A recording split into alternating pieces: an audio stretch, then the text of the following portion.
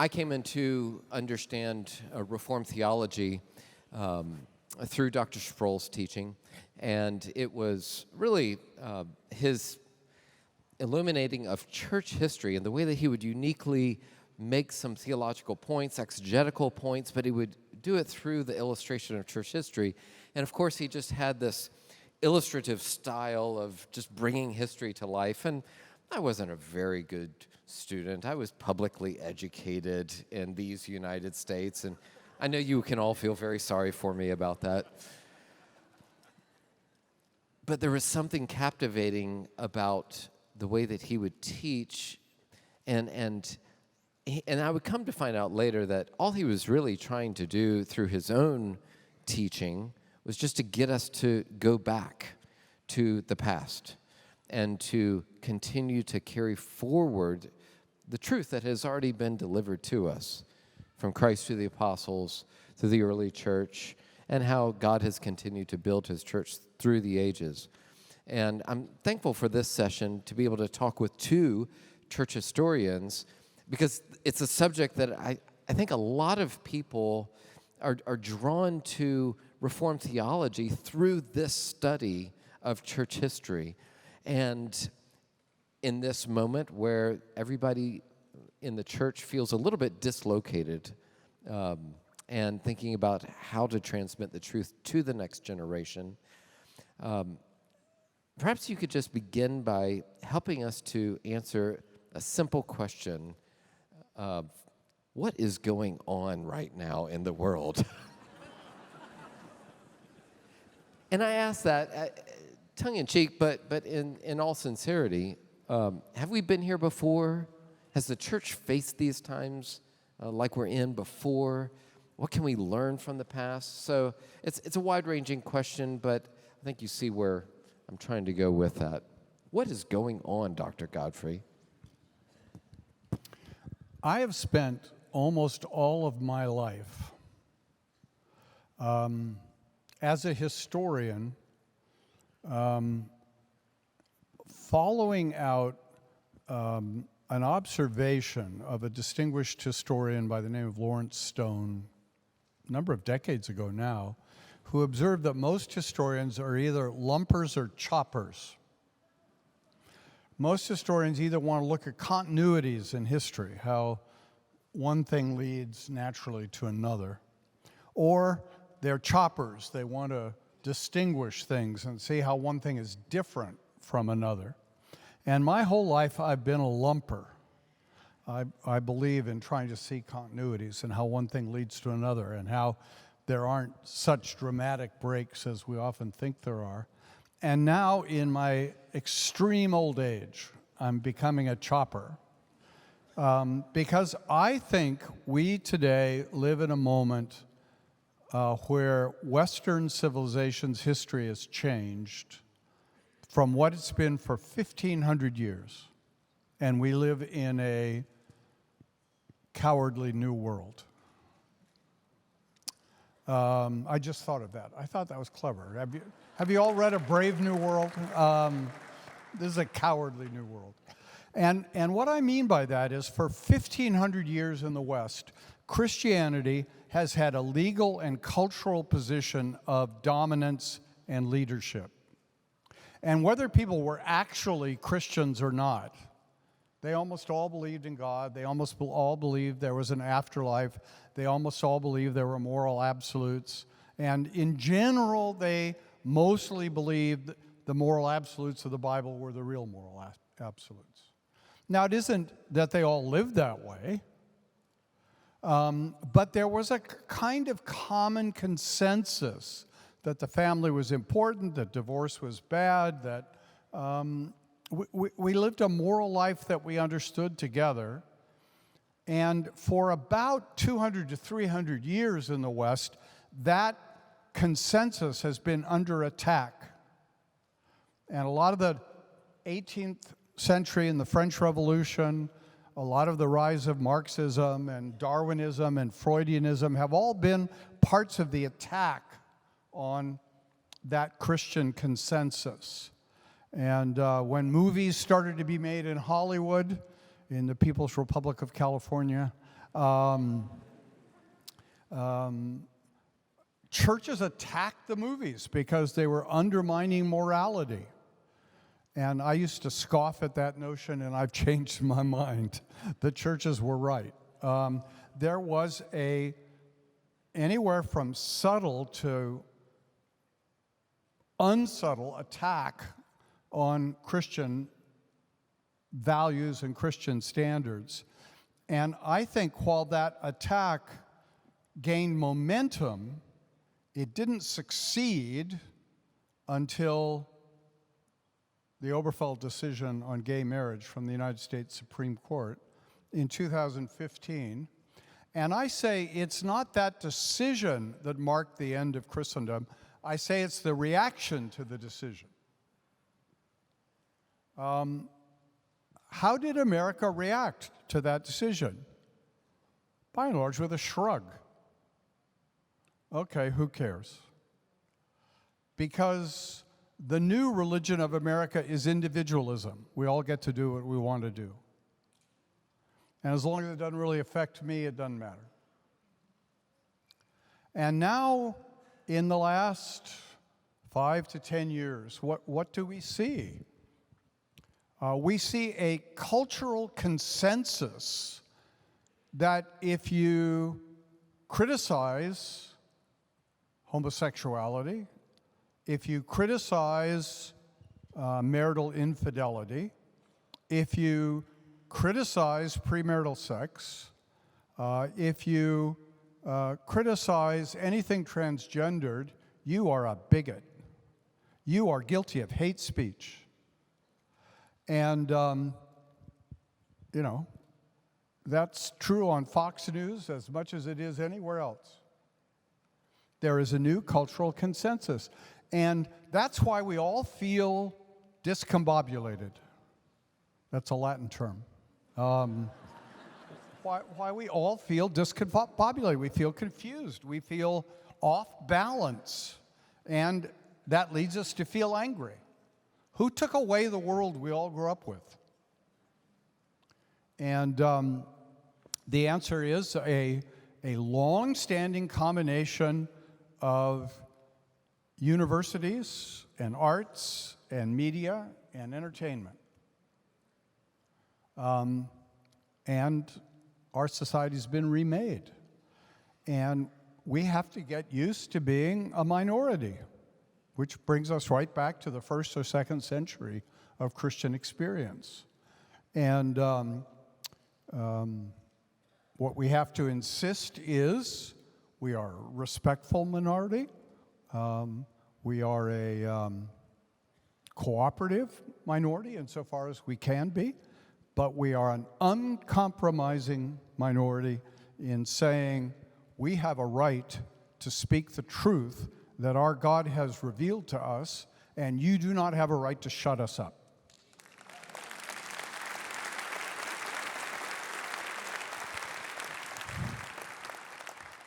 And I am too old to run the race, but I can sit firm, and that's what I'm planning to do.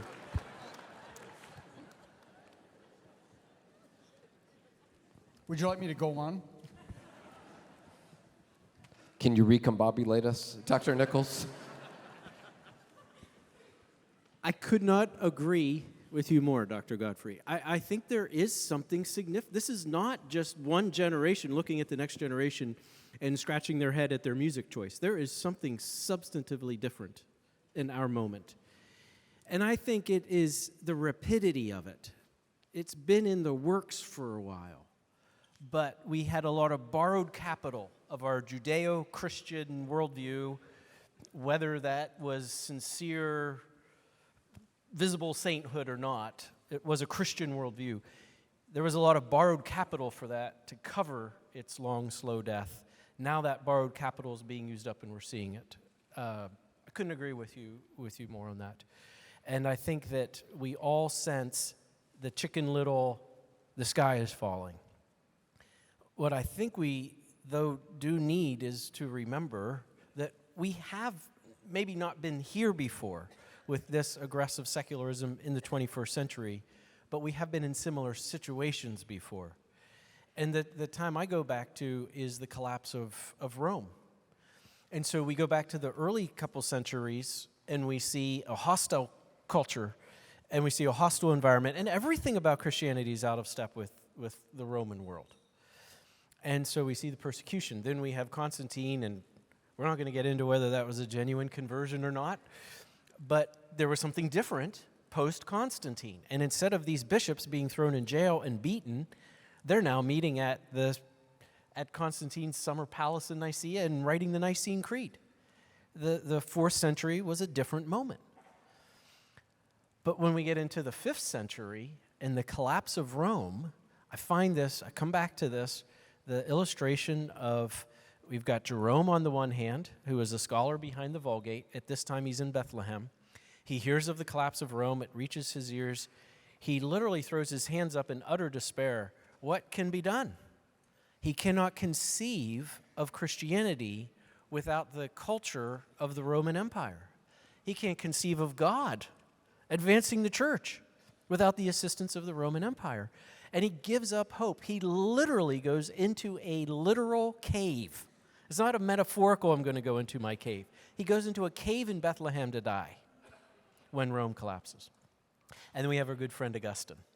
And he goes and writes a book. And the first page of that book, it's a very long book. It's almost as long as your Russian novels that you like. All the empires that on this world do totter. And that would include Rome. That would include Babylon. That would include Medo-Persia, Greece. He starts off with that perspective. And he says, here's the city of God, here's the city of man. And we know that God is sovereign. We know that God has his destiny for the city of God. And that is our hope as Christians. And we don't need to go into a cave to die. We can stand firm or sit firm, whichever the case may be. So I think we have these cataclysmic cultural shifts in our background that we can turn to and see, yes, things have changed. We can't be naive. We have to recognize it. We have to acknowledge it. But we don't have to throw up our hands and say the sky is falling. And we also, I think, will be greatly served by remembering that we have terrific resources in the history of the Christian church and its study, so that we may not have, in much of church history, faced the militant atheism that we face today, but there is atheism to be faced in the history of the church and wonderful resources arguing for how we can recognize there truly is a God and defend the existence of God. So we have resources that we have to revive precisely when we can't take things for granted. We have to revive the arguments for these things. We are committed to the proposition that there is a God and that he has spoken. And we have wonderful resources to defend the scriptures as the revelation of God. And the world is going to sneer at us over a lot of these things, but we have resources to challenge those sneers and say, you may sneer all you want, but how are you going to answer these claims and these challenges and these arguments in defense of our position? And, I think R.C. used to talk about how people suppress the truth, but the truth is not ultimately suppressible. And that's our confidence. That's our confidence. So drawing from some of those examples, what are some of the ways that we can be salt and light in this generation, confronting some of the particular challenges? And I think even just what you faced, Dr. Nichols, at the college level, and you're seeing this firsthand, with students and families of this generation. Look at Gen Z coming up, and it's a new world that they've grown up in. And so what are some of those ways that we can encourage the next generation to be salt and light? And you think about the tremendous pressure that they are under. Just a barrage of idolatry is coming at them on a daily basis. How do you pick and choose sometimes which battle to fight? Yeah, that's a great question. I think a couple of things we can say here, and I want to tie together something you ended with and pull it in with what you're talking about, Chris. I think the main thing we need to tell people, and I think this is true especially for youth, first of all, let's acknowledge the challenges they are facing. They are so unlike the challenges we faced as youth. So let's be very sympathetic to the voices that are coming at them. It's a barrage of an anti-Christian, almost anti-human even, worldview. So let's have some sympathy for them. And what I want to see at the college, what I think we want to do through Always Ready, what I hope we can all see is we have answers to these questions. So here's the thing. We don't have a world that the secularist lives in and a world that the Christian lives in. The secularist lives in the Christian world. And what I mean by that is the secularist lives in the world that God made. And they can attempt to suppress the truth, but it's a vain attempt. And what will happen is the truth will pop up. Now, I know this isn't a very good image, but you know the image of the beach, you have the beach ball in the pool and you try to sit on it, to keep it underwater, and then your weight shifts and the beach ball pops up. That's how I liken this. It's like you're trying to sit on the truth, but something will happen, right? A cancer diagnosis will come. A job loss will come. We can go to a kid's life. A breakup will come, and their world shatters, and now all of a sudden that beach ball is popped up, right? And their perfectly ordered world without God is now starting to tear apart at the seams, and they're starting to see that this idea of a self-identity and therefore self-fulfillment isn't all it's cracked up to be.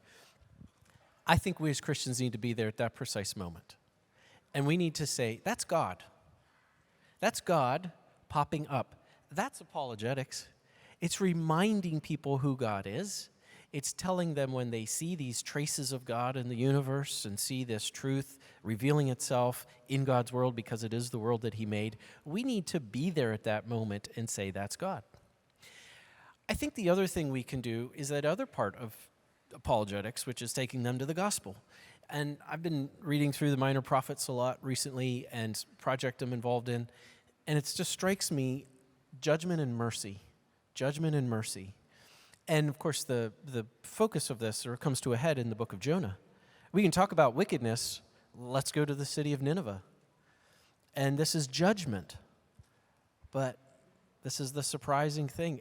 What God said about Nineveh was so repulsive to Jonah that it caused Jonah to be disobedient. That God would be merciful to one who would repent, even wicked Nineveh. Let's remind kids of that too. Our God is a God of judgment. Our God is a God who is full of mercy. And I think those are some of the things that we can do, and some of the things we as Christians can even think about. It's helpful. Dr. Godfrey, last question for you. Just at the local church level, what are some of those healthy discipleship and church rhythms that we need to recover and not forget to be able to perpetuate strong and faithful Christian disciples in the next generation? Well, I think we need strong patterns to teach our children in particular in the local church. My own conviction, I'm sorry if I offend you, but I get to leave soon. Our children ought to be in church with us. They shouldn't be in a children's church.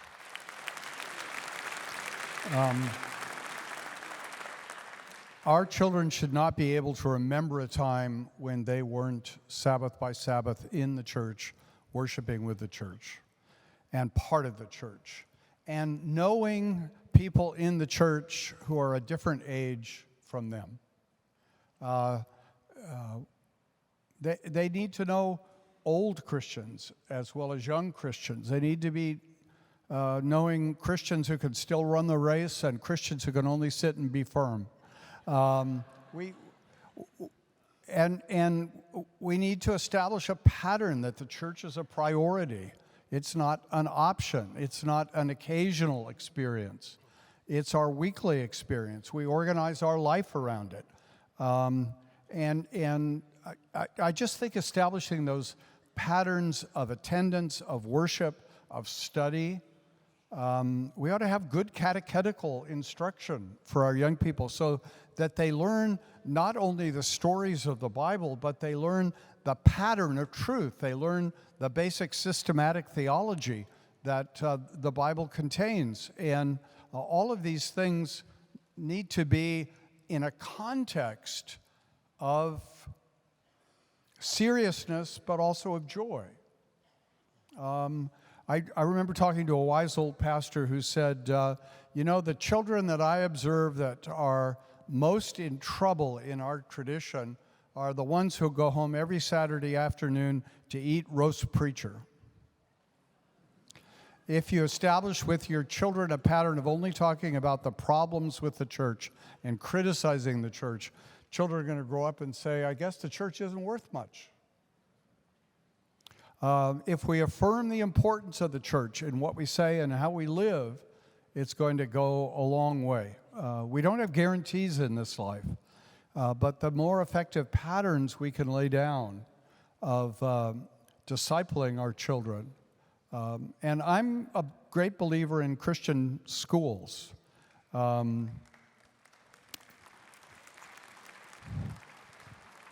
That's a little half-hearted.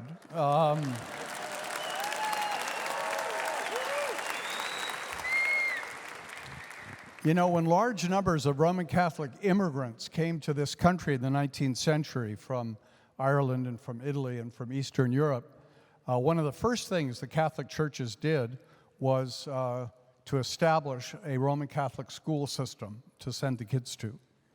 And when they were asked why did they do that, they said because in America the public schools are Protestant schools. And in the 19th century that may well have been true.